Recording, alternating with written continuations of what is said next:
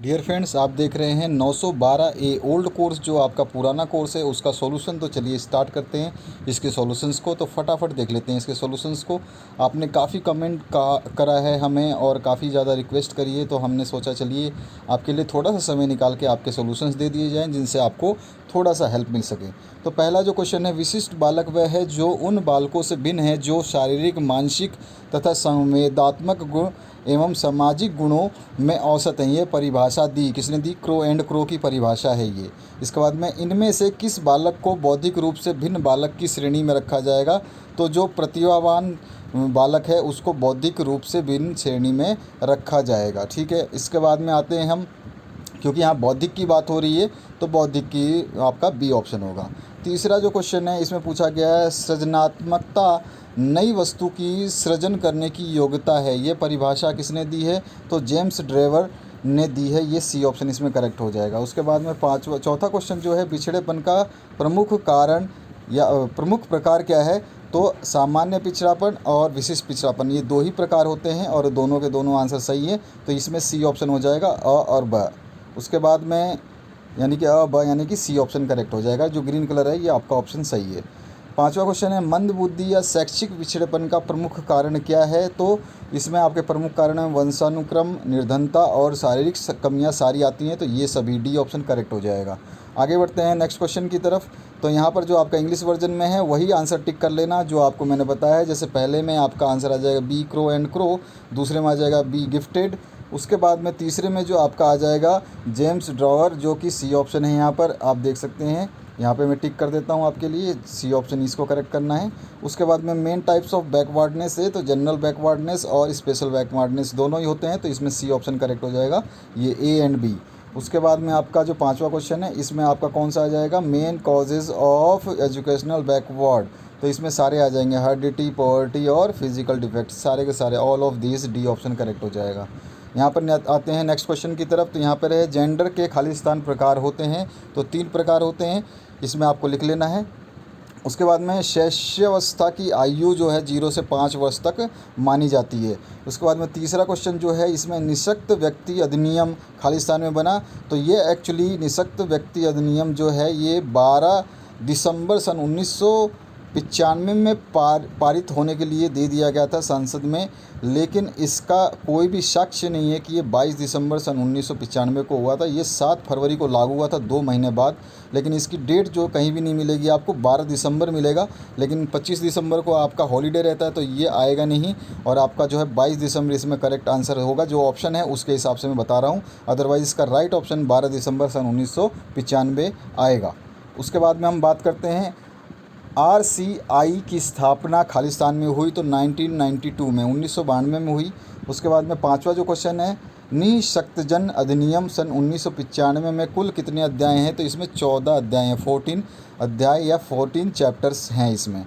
इसके बाद आते हैं तीसरे क्वेश्चन की तरफ। तो तीसरे क्वेश्चन में पूछा गया है, शारीरिक रूप से भिन्न बालक के 2 प्रकार लिखिए। तो आप कोई भी लिख सकते हैं, दृष्टिबाधित बालक हो सकता है, श्रवण बाधित बालक हो सकता है, मुख बाधित हो सकता है और अस्थि बाधित हो सकता है। कोई सा भी चारों में से 2 आपको लिखना है। इसके बाद में नेक्स्ट क्वेश्चन पूछा गया आपसे, समावेशी पाठ्यचर्या क्या है? और ऑप्शन में है आपका समावेशी शिक्षण क्या है? तो मैंने इसका आंसर दिया है, समावेशी शिक्षा वह शिक्षा होती है जिसके अंतर्गत विशिष्ट क्षमता वाले बालक जैसे मंदबुद्धि विकलांग बालकों को सामान्य बालकों के साथ एक ही विद्यालय में एक ही कक्षा में एक साथ शिक्षा प्रदान की जाए। ठीक है, ये समावेशी शिक्षण होती है। इसके बाद आते हैं हम नेक्स्ट क्वेश्चन पे। तो इसमें आया, गणितीय विकलांगता क्या है? तो गणितीय विकलांगता को डिस्क्लेकुलिया कहते हैं, जिसमें संख्याओं के अर्थ को समझने में कमजोरियां और समस्याओं को हल करने के लिए गणितीय सिद्धांतों को लागू करने में कठिनाई शामिल है। इसके बाद में आते हैं हम नेक्स्ट क्वेश्चन की तरफ। तो लेखन अयोग्यता क्या है? तो यहाँ पर लेखन अयोग्यता को डिस्ग्राफिया कहते हैं, जिसमें बर्तनी या कागज़ पर विचार डालने में परेशानी होती है। डिस्ग्राफिया एक स्नायुविक विकार है जो आम तौर पर तब प्रकट होता है जब बच्चे पहली बार लिखना सीख रहे होते हैं। विशेषज्ञ जो है ये निश्चित नहीं कर पाते हैं कि इसका कारण क्या है, लेकिन प्रारंभिक उपचार और समस्याओं को रोकने या कम करने में मदद कर सकता है। जो आपका प्राथमिक उपचार अगर ऐसा होता है तो ट्रीटमेंट कर सकते हैं इसके लिए। इसके बाद में आपका जो नेक्स्ट क्वेश्चन है ये आपका और ऑप्शन के अलावा 7वां क्वेश्चन आ जाते हैं। तो 7वें क्वेश्चन में मैंने करा है समावेशी शिक्षा की अवधारणा क्या है वो लिखनी थी। तो अवधारणा है भारतीय समाज के छात्र वर्ग में विभिन्न विषमताओं को समाप्त करने के लिए समावेशी शिक्षा महत्वपूर्ण योगदान कर सकती है। यह एक ऐसा अमोघ अस्त्र है जिसके द्वारा समाज के प्रत्येक प्राणी को उसका अधिकार मिल सकता है। यह उसकी अवधारणा है। इसके बाद में आते हैं हम 8वें क्वेश्चन पे। तो 8वां क्वेश्चन है पोर्टफोलियो क्या है। तो एक ऐसा बस्ता या फाइल जिसमें किसी व्यक्ति या बालक के जीवन काल के विशेष क्षेत्रों जैसे विद्यार्थी जीवन की उपलब्धियां, व्यक्ति संबंधित समस्त जानकारी हो, पोर्टफोलियो कहलाता है। ये इसका आंसर है। इसके बाद में नेक्स्ट है एफेजिया क्या, या को आपको एफेजिया या वचाघात को आपको समझाना है। तो एफेजिया या वचाघात जो है, एफेजिया भाषा संप्रेषण संबंधी समस्या है। वचाघात एफेजिया मस्तिष्क की एक ऐसी प्रवृत्ति है जिसमें व्यक्ति के बोलने, लिखने और बोले एवं लिखे हुए शब्दों को समझने या प्रकट करने में अनियमितता, अस्पष्टता और एवं स्थायी विकार उत्पन्न हो जाता है। ठीक है, ये इसका आंसर हो गया। आगे बढ़ते हैं नेक्स्ट क्वेश्चन की तरफ। तो नेक्स्ट क्वेश्चन है आपका 10वां क्वेश्चन है आपका श्रवण बाधिता या श्रवण क्षीणता क्या है। तो श्रवण बाधिता का अर्थ यहाँ पे ऊपर लिखा हुआ है, ऐसे बालक जिनकी ध्वनि सुनने की क्षमता नष्ट हो जाती है तथा ध्वनि को सुनने और समझने में परेशानी उत्पन्न होती है, उसे हम श्रवण बाधित बालक कहते हैं। और आगे है इसमें लिखा हुआ श्रवण बाधित बालकों की 2 श्रेणियों में बांटा गया है, जिसमें आपका पूर्ण श्रवण बाधित है और एक आंशिक श्रवण बाधित है। तो आप ये पूरा डेफिनेशन ऐसे लिख सकते हैं। इसके बाद में आते हैं हम 11वें क्वेश्चन पे। CWSN का पूरा अर्थ लिखना है। तो इसमें विशेष अवस्था वाले बच्चों ये आप लिख सकते हैं, या फिर इंग्लिश में लिखना चाहें तो चिल्ड्रन विद स्पेशल नीड्स। ये इसका पूर्ण अर्थ है, हिंदी में भी और इंग्लिश में भी। तो आपको जो मर्जी है वो लिख सकते हैं, जिस भी मीडियम से हैं आप। उसके बाद में आते हैं हम 12वें क्वेश्चन पे। 12वां क्वेश्चन है सूरदास जयंती को मनाने के लिए भारतीय तिथि लिखिए। तो हिंदू कैलेंडर के अनुसार सूरदास जयंती वैशाख महीने में शुक्ल पक्ष के दौरान पंचमी तिथि यानी 5वें दिन आती है। अब वो कोई फिक्स नहीं है, वो 5वां दिन 7 तारीख को भी हो सकता है, कभी 8 तारीख को भी हो सकता है। किसी किसी साल में वो आपका पंचमी तिथि जो है शुक्ल पक्ष में कब आएगा। इसके बाद में रक्षाबंधन उत्सव किस भारतीय तिथि को मनाया जाता है। तो ये भी लिख दिया। आप चाहे दोनों में से कोई भी एक ऑप्शन करना था तो मैंने लिख दिया रक्षाबंधन हिंदू कैलेंडर के अनुसार श्रावण महीने में पूर्णिमा के दिन मनाया जाता है। ये आपको ध्यान रखना है। इसके बाद में आते हैं हम 13वां क्वेश्चन जो है इसको देख लेते हैं। तो 13वां क्वेश्चन है, इसमें आपसे पूछा गया है समावेशी शिक्षा में मूल्यांकन की कौन कौन सी विधियाँ है। तो इसमें पहला है विधि आपकी परीक्षण विधि, दूसरा है निरीक्षण विधि, तीसरा है पर्यवेक्षण विधि और चौथा है आपका साक्षात्कार विधि और 5वां है प्रोजेक्ट विधि और छठा है समय आकलन विधि। तो ये 6 तरह के मूल्यांकन विधियां हैं जिसको मैंने यहाँ पे लिख दिया है। इसमें केवल विधियां पूछी गई हैं तो ये विधियां लिख दी हैं।